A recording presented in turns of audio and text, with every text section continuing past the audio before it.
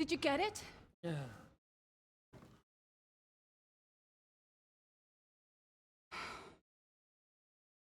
It will have to be diluted.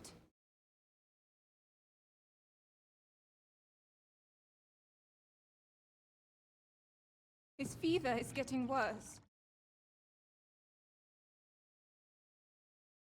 If this doesn't work, I don't think he'll last long.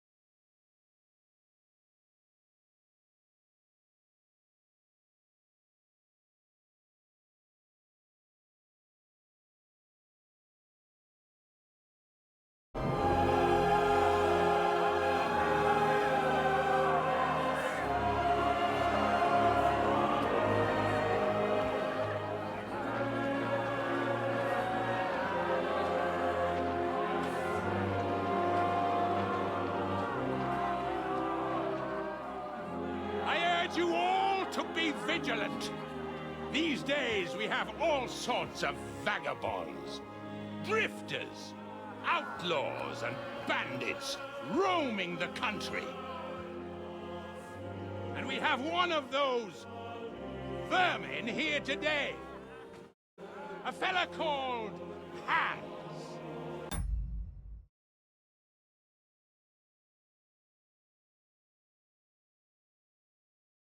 Who is clearly not right in the head. A dangerous madman, a brawler, and a thug. The worst of all, a poacher.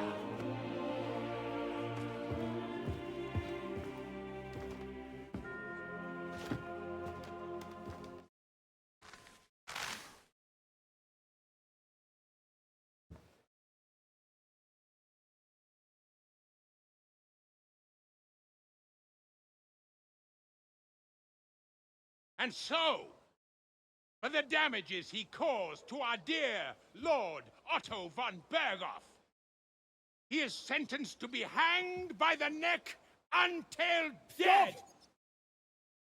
You can't execute this man. He's a noble. Captain Thomas here will testify that we're messengers from Rattay. What is this nonsense, for Christ's sake? It's true. I am Sir Hans Capon of Perkstein. Deal with it, for God's sake! But sir, the captain! Captain Thomas has a fever. He's clearly delirious. Seize them immediately. You can't do this! I am a nobleman, do you hear? A noble! Get your hands off me! You can't do this!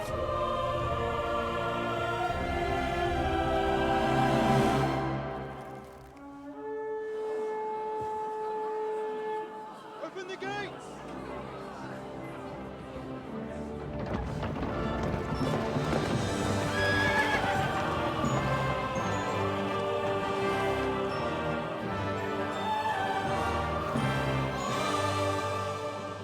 my lord. What the hell is going on? It was just a... It's a hanging. You can't hang him. He's a noble. That's for me to judge. Take him down! And for Christ's sake, help me off this horse!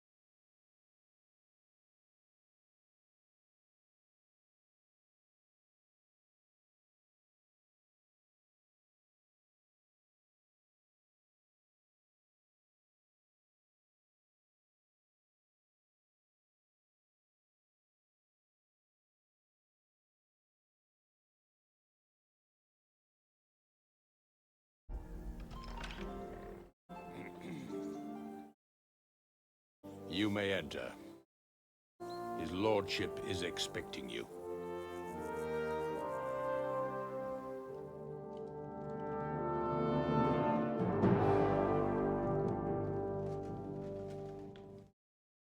So, you're messengers from Ratai, huh? I was wondering when someone would turn up.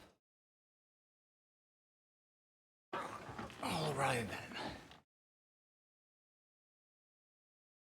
Let's hear it. My respects, Sir Otto. I am Sir Hans Capon of Perkstein, and this is Henry of Skalitz, my escort. Welcome to Trotsky, gentlemen. I'd greet you standing up as befits, but I'm glad I can even sit at the moment. I heard you were ambushed by outlaws. You heard right. Those bastards did a job on me. And I got out luckier than most. Almost all the others were killed, including my page and my surgeon. So there is no one here to heal me, and I will have to inform poor Albert's father that his son died in my service. I hope your health will soon be restored, sir. We shall see. But now, you tell me what happened here in Herrgottsnamen. Why did my chamberlain try to hang you, Lord Capon? In truth, the welcome we got from your Master Chamberlain was somewhat... how shall I put it? Well, it was somewhat unexpected. I must say, it was the first time I had a noose around my neck, and it wasn't the most pleasant experience. Please, accept my apologies. And that of my chamberlain, too. Is that not so, Ulrich? I must say in his defense that he had my orders not to admit anyone to the castle, and to be cautious. I understand, sir. At home, some bandits got into Tamberg by subterfuge, cost us a lot of effort to reconquer it. I'm glad you understand. Anyway, let us leave this misunderstanding aside and get to the point. As far as I'm aware, Ratai showed no interest in negotiations before. either with me or with the League of Lords. True. Our houses have thus far stood on opposite sides. I should say so. Attacking Brno and Jihlava together with that renegade Sokol of Lemberg hardly inspired our sympathy.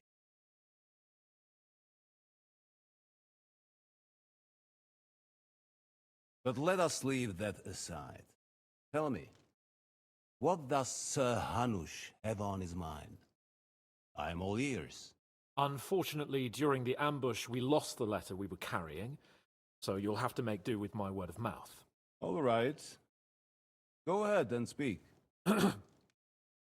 In brief, Sir Hanush, Sir Radzig, and other lords take the view that the situation has got out of control. And that's of no benefit to anyone in Bohemia, neither Wenceslas's supporters or the League of Lords. King Sigismund's actions will not lead to instilling greater order than under King Wenceslas. Quite the contrary. Let us say that maybe. What arises from it? Sir Hanush and the other lords on our side are interested in knowing what the stance of the League of Lords is at the moment, and whether they haven't perhaps reevaluated something. In other words, whether I might betray Sigismund. Betray is a strong word. We came to you, Sir Otto, because you're the leading voice of the League of Lords. I expect there are also lords among your ranks who are considering how to find a way out of this sticky situation. And for the Kingdom of Bohemia, it would certainly be better if our paths were to join rather than parting. Your companion speaks like a diplomat, Sir Hans. However, the question is whether it's possible to join fire with water and end up with anything but nasty smoke. Nonetheless, Sir Hanush and Sir Radzig are right. There is disorder and anarchy in the land. Bandits riding roughshod all over. As we all know, our cost. We've had plenty of experience of that at home too, sir. Only a short time ago we had to deal with a similar band. Then you will surely understand that before I begin debating who would be the better king, I must sweep my own doorstep. And if I know how to do that, since those bastards have wiped out half of my garrison, including my captain. If I may be so bold, sir, you're not the only one. We also have a score to settle with them, so Henry and I will gladly help you. Is that so? Now that is what I call the words of a knight, Sir Hans. Right now, we've got a common enemy. So we have common interests, too. So then, sir, may we be of assistance to you? Indeed you may. Perhaps in the end we may really find some common ground.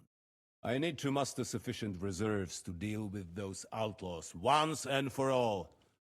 I'm summoning my vassals here to Trotsky. And since I don't have many men left to send as messengers, I will gladly accept your help.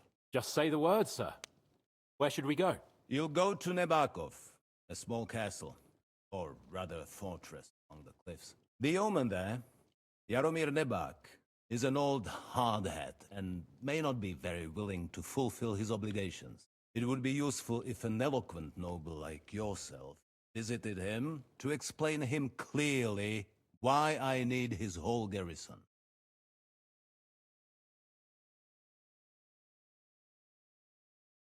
Who is this Lord Nebak? The lord of a smaller house with not much in the way of estates, just a fortress and lands, but he also owns a mill that provides a significant part of his income. His children are grown up. His daughter married well, thanks to Sir Otto. His son is away from the domain, dealing with duties. Sir Otto helped him to acquire an official position. In short, the House of Nebak is more than beholden to Sir Otto for his magnanimous help and support. Thank you, Ulrich. Nevertheless, I suspect Jaromir will not be keen to charge in battle. But that is of little concern. He has a few good men who will be useful. That will do us. If he delivers, I will regard his obligation as fulfilled.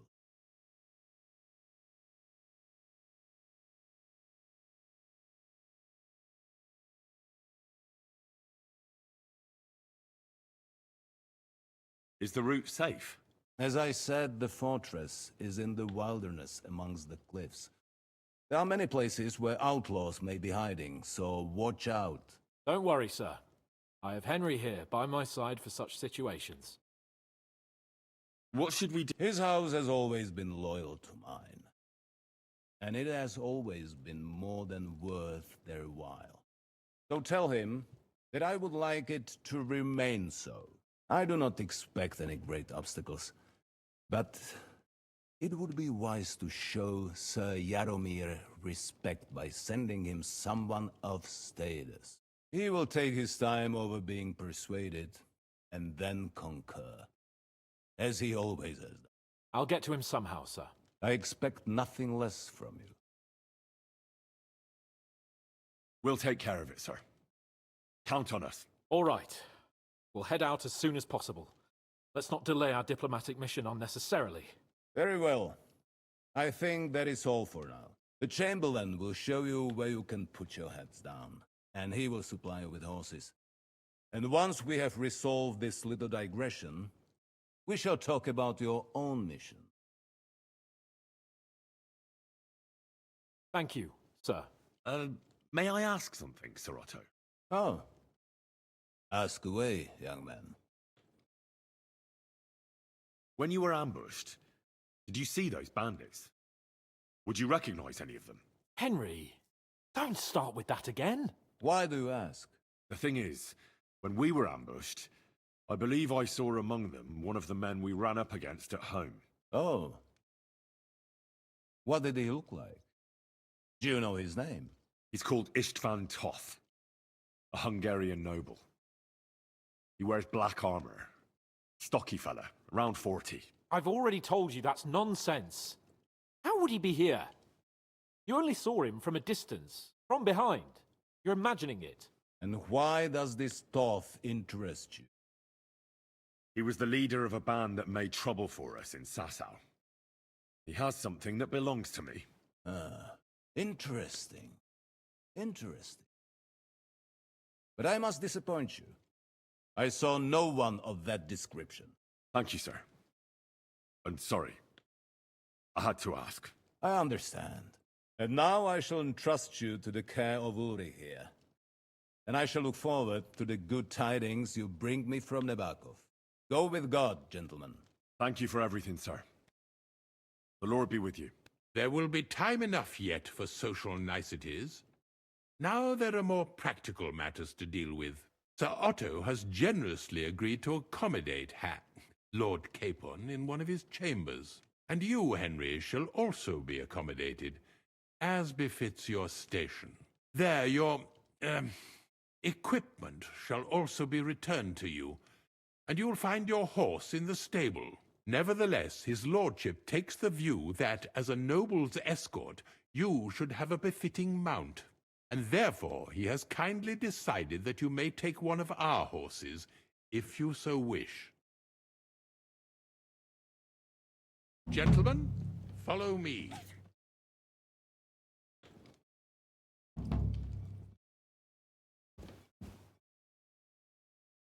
So, Zahan. Hold on, so, if you think everything is settled between us, and we're gonna act like nothing happened, then you're mistaken. Sir? You were going to have me executed a short while ago. I expect a proper apology. Then please accept my apology once more, sir. But given the circumstances... Given the circumstance? What circumstances? Sir, poaching is a capital offence. And are you the king? That you can hand down death sentences? No, you are not. What's more, you had plenty of reasons to realize it wasn't a good idea. Sir, I could...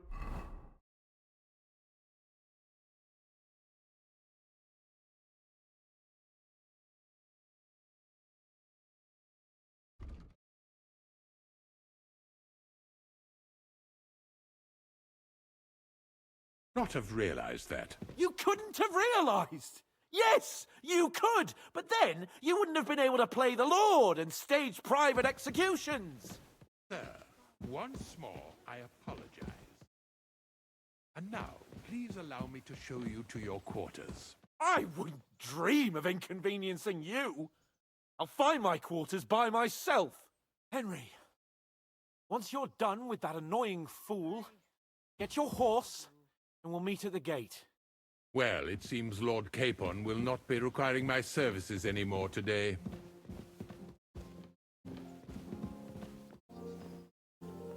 Silence is golden, eh?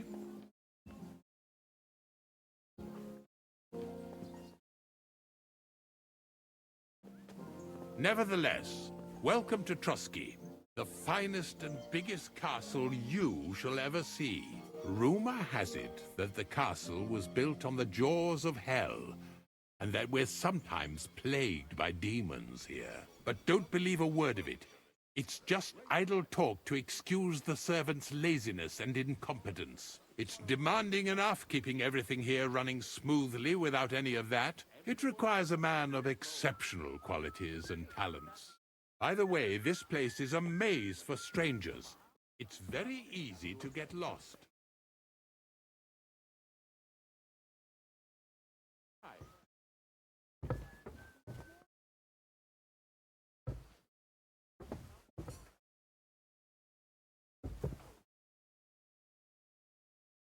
The jail cells are down there, but I believe you are already fairly well acquainted with that part of the castle, aren't you?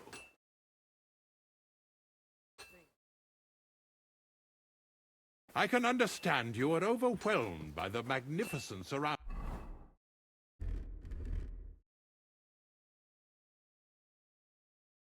you.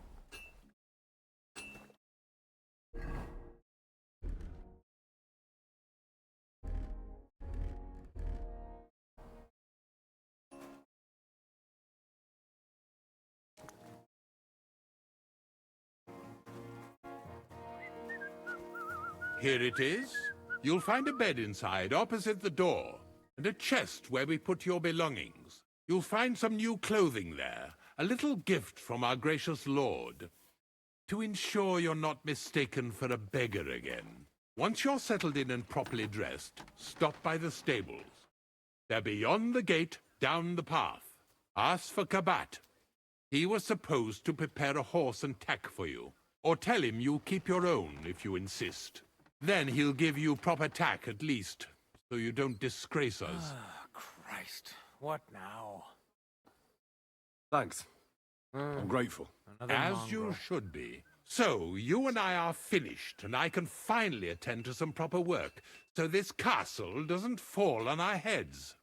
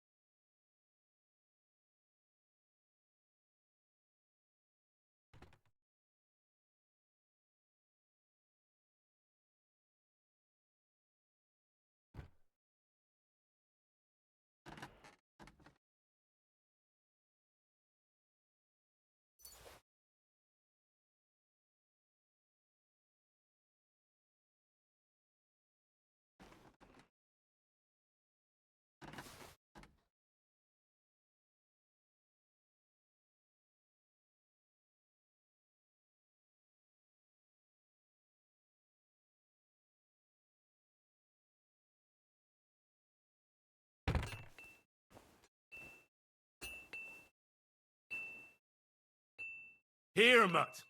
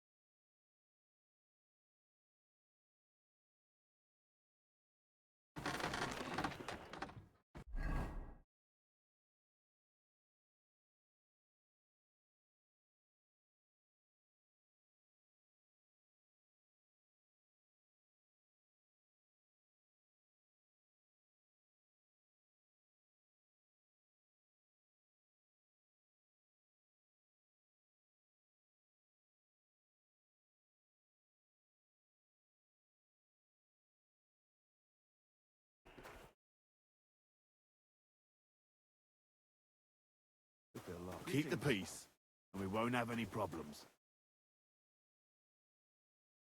Cheers. I hope you have an uneventful shift. How's life?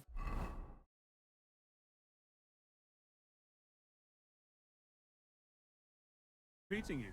Not too bad. But I've got so much to do. Have to...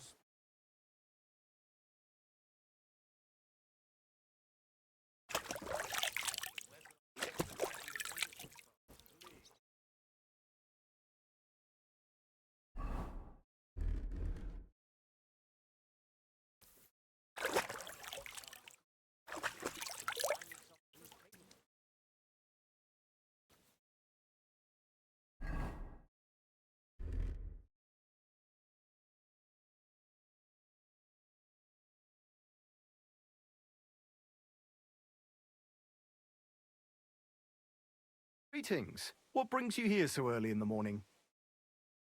I'm here for some horse tack. Well, you got out of jail yesterday, and today you've got a horse.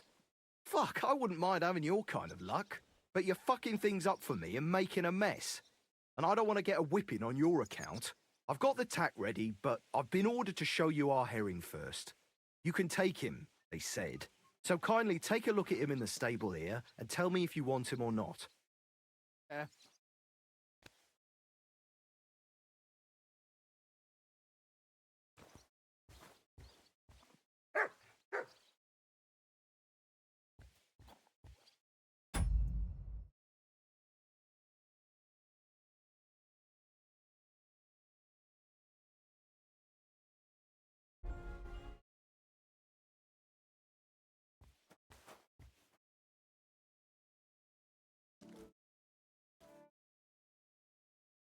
I took a look at Herring. And?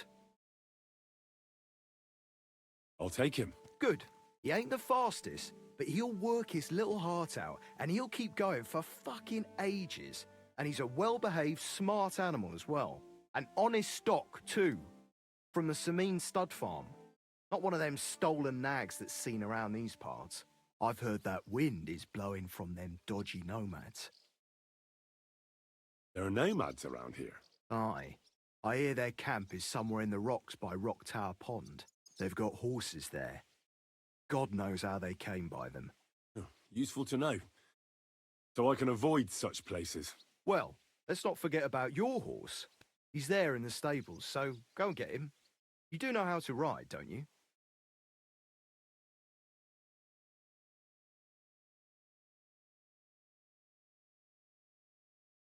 Well, I know the basics, but I wouldn't say no to some good advice. That's wise. The first thing is, pet him now and again when you're in the saddle. Then he'll be calmer and looser. Actually, best do that as soon as you mount him. Once you're mounted, don't drive him too much over tough terrain. He won't trot too good and he won't move too fast neither. After all, the roads ain't for show. And horses ain't stupid, mind. If you leave him standing around, he'll most likely go and find a place he likes. Trough where he can drink or maybe some pasture.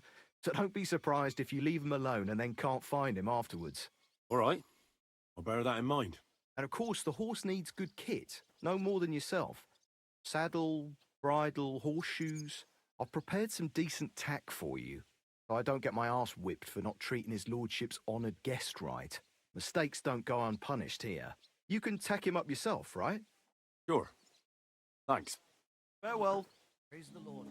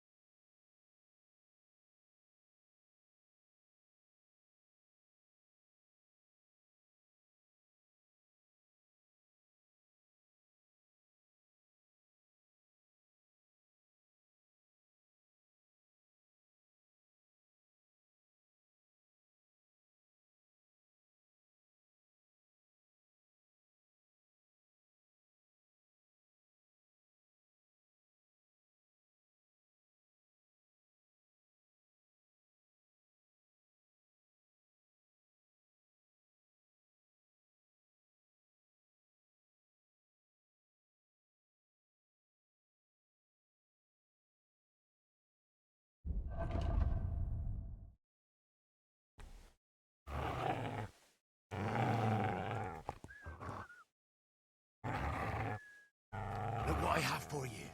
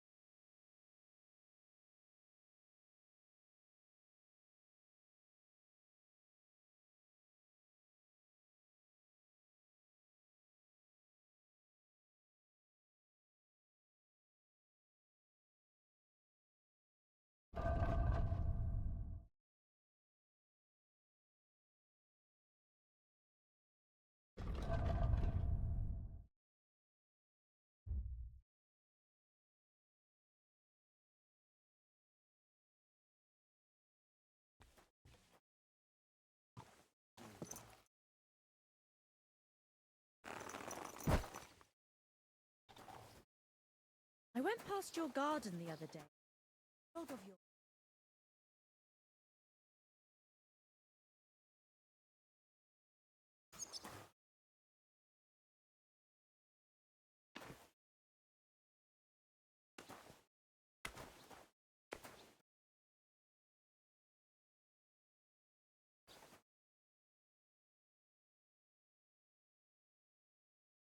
Why are you bothering me, you scoundrel? I ain't gonna talk to the likes of you.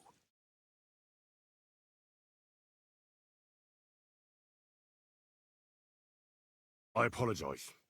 I'm really sorry. Let's just forget about it. Absolutely not. I'm not going to wait around for you to cause more trouble. What can I do? I'll be going then.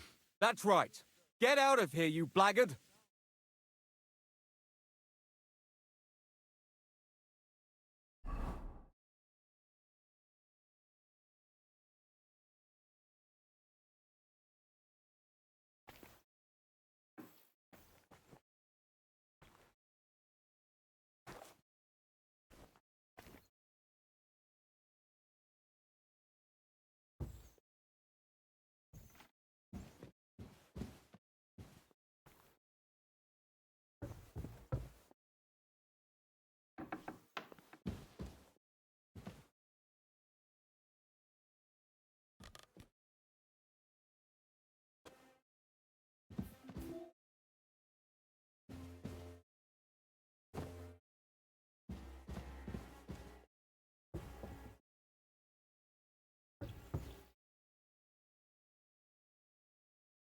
Don't cause any trouble, got it?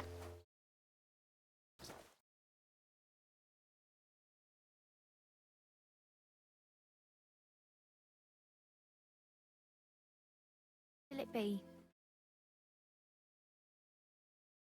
What do you have for sale?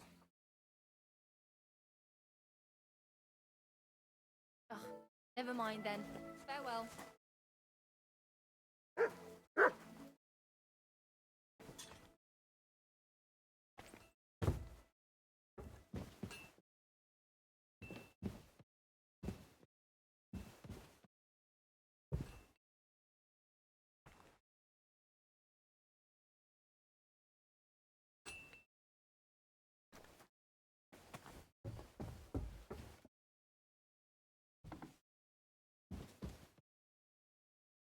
Ave Maria.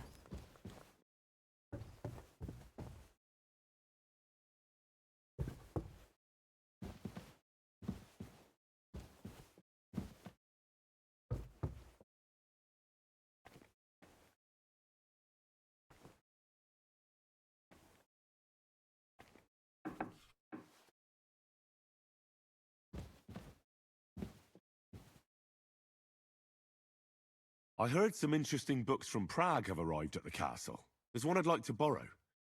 An alchemist's cookbook. A sand-coloured cover, embossed. Yes, several rare and astonishing books have arrived from Prague. But why are you interested in an alchemist's cookbook, of all things?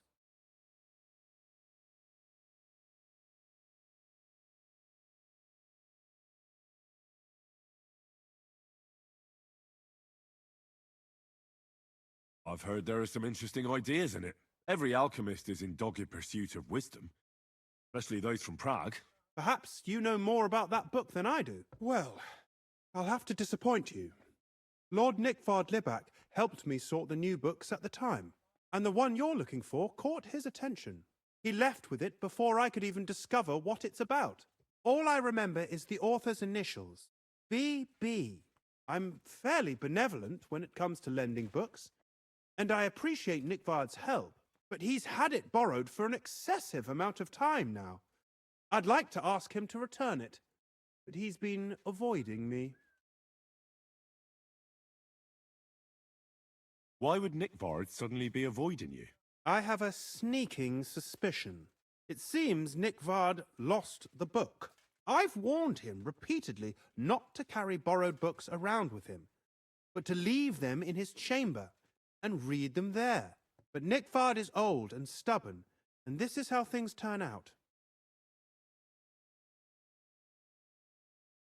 The price of such a book must be incalculable.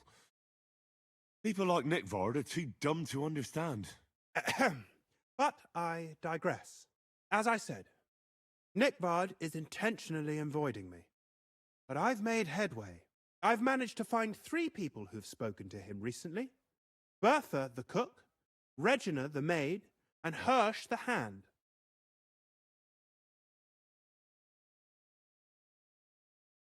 For a nobleman, Nickvard is quite wary of his own kind, speaking only to servants. I'm surprised that he's ever spoken to anyone but myself. Nickvard is a loner. Which is also why I suspect something bad has happened. Now that he's decided to leave his shell, that is. But I'm afraid that's all I've managed to find out. Since Lord von Berkow's arrival, I've been preoccupied with other matters.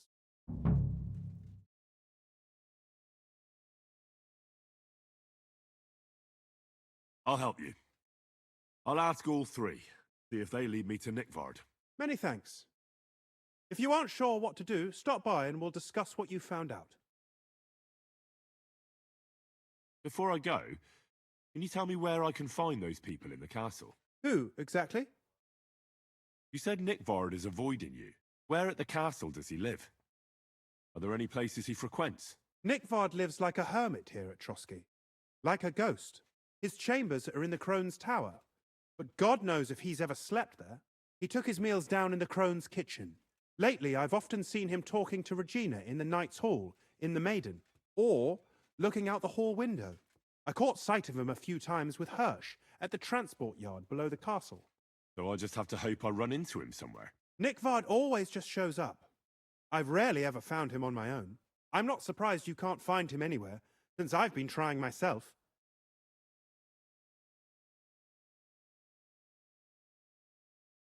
Where is Bertha? Bertha cooks for us in the Crone's kitchen. She's there most days. If you can't find her there, try the first house in the lower castle, cross from the door to the dungeon. Where is Regina? As Lord von Berkoff's personal maid, she'll likely be somewhere in the Maiden's Palace, perhaps in the Knight's Hall, or on the floor above it, near the Lord's chambers. He even sleeps there. Where is Hirsch, the stable boy? I've seen him with Hirsch at the transport yard below the castle. He sleeps in the house directly across from it. I don't know him much, though. That's everything I needed to know.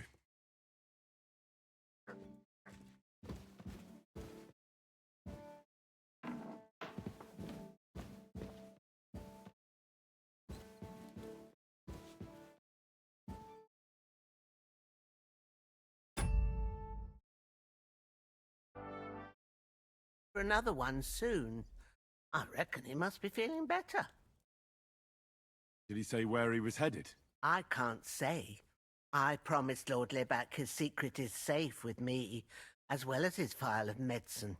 Oh, come now. Nickvard misplaced an important book somewhere. A sort of alchemist cookbook. I need to find it. I remember the recipes by heart.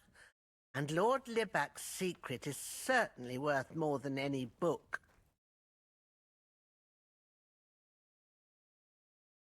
Listen, Bertha.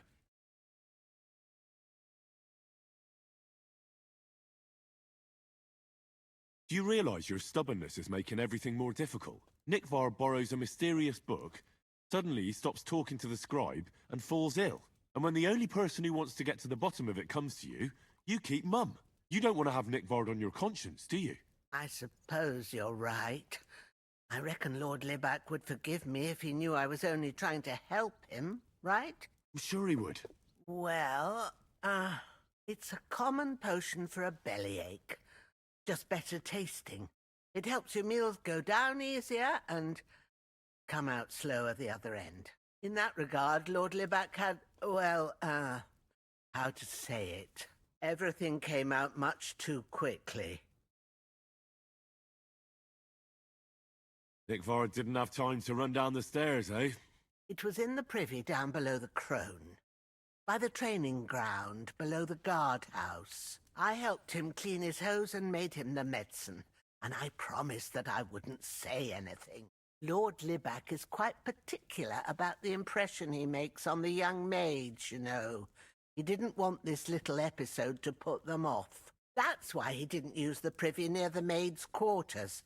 though it's closer to his chamber, but to the arena instead, and only when there weren't any soldiers around. But this time, it caught up with him. Is that all?